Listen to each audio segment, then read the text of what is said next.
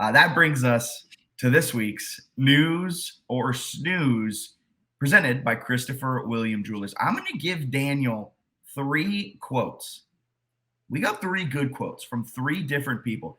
He's going to tell me if they're newsworthy or snoozeworthy. We're going to start with a quote from Ty'Son Lawton from his media availability. I believe it was either yesterday or today. And the pauses in this were just absolutely electric. The quote is, "We just got to make sure," and this was a question from Shane Metlin about third downs. His quote, "We just got to make sure we run the ball harder and we call the right plays to be successful." Pause. And just pause. Pause. Yeah, we just got to run harder on first and second down.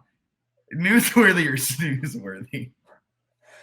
It's almost a combination. I'm going to have to say snoozeworthy because he's saying what we're all thinking.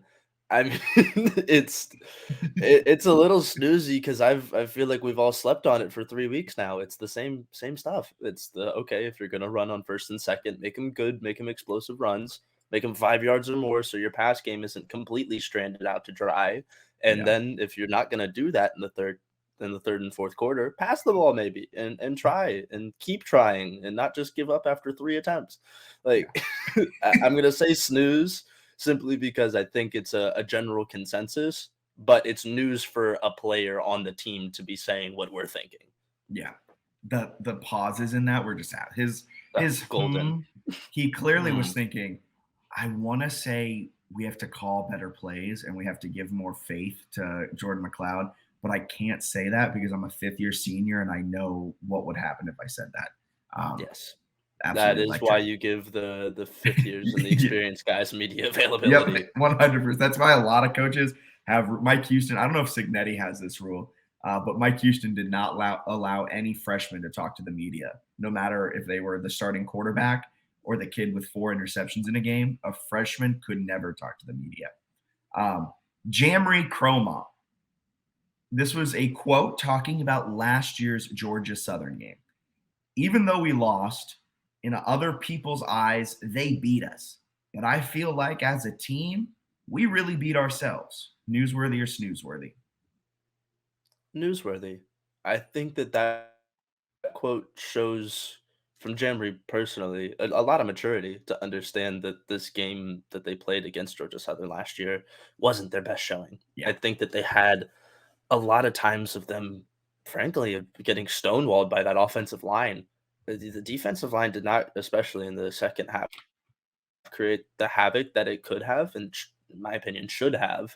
And that left the secondary out to dry. And when you put Caleb Hood, when you put Derwin Burgess in those one-on-ones, they're going to win a lot of the time. In that game, Kyle Van Treese could not miss a ball. I mean, I remember watching this game live, and every single throw in the third and fourth quarter felt like a backbreaker because you're like, oh, are they going to get one? Oh, are they going to get one? Is a hand going to go up? Maybe.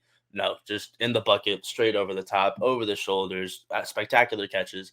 Guys jumping over the top of safeties too. I mean, they really got both beat by that team, but also I think the crowd got into it to the point where they beat themselves. They didn't have the effort that they needed to, and it showed when Todd had an off day, the team had an off day. Yeah. A lot of penalties that game. 4 turnovers from JMU against Southern in Statesboro last year. And a blocked punt that was returned for a touchdown. That was huge for momentum, too. That blocked punt turned the game around. Kind of like the UVA game for JMU earlier this year. Like when it's that close, when the margins are so small, special teams comes into it. And then last but certainly not least, we have head coach Curt Cignetti with this amazing quote talking about Georgia Southern's electric third down conversion rates. Right now, anything that has to do with a 3 with our team isn't so great. Last 3 weeks, we are 19% on third down on offense, and I think we've scored 3 points in the third quarter is what he was referring to with the 3 points. Newsworthy or snoozeworthy? Guess what? Newsworthy. Yes. The threes have haunted JMU this year. The third downs, the third quarters have been just appalling as a fan. You really can't sit back and watch this team in the second half and go, "Yeah, that's good ball." We're getting our butts kicked for 15 minutes of the game consistently every game. Yep. That's not gonna lead to as many wins as you expect, and it's so weird because this team, especially last year, was a second half team, if anything else. You'd think about the Georgia State game where they come back and win after a massive deficit, and that game was decided in the second half primarily with Todd and with Percy and with Chris on that offense just humming through the second half and third quarters.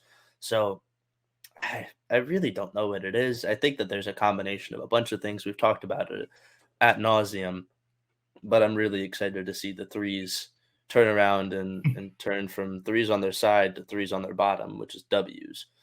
That was smooth. I had to write that out myself. That was a good one. That was a good one. Yeah.